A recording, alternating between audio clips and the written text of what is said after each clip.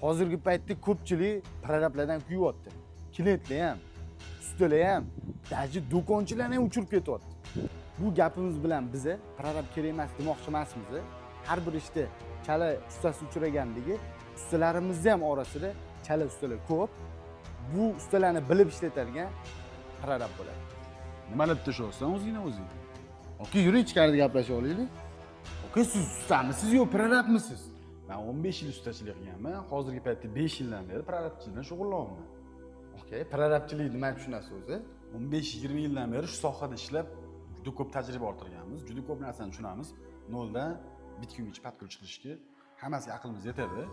Xo'p, prorabni bo'yinda 3 ta mas'uliyati bo'ladi. Ya'ni uyda egalariga sifatga, ishlayotgan bolalar mehnat puliga va ishi plan reja asosida ketishiga javobgar shaxs prorab bo'ladi. Shuning uchun prorablarning ishi oson emas.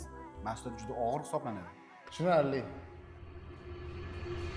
O'zim bilgan prorablarim orasida ustadan chiqqan prorabni ishini ma'qullayman. Chunki usta bilan qanaqa podxod qilishni biladi, klient bilan qanaqa kelishishni biladi. Shuning uchun ob'ektlari chiroyli, sifatli chiqaveradi. Yeah!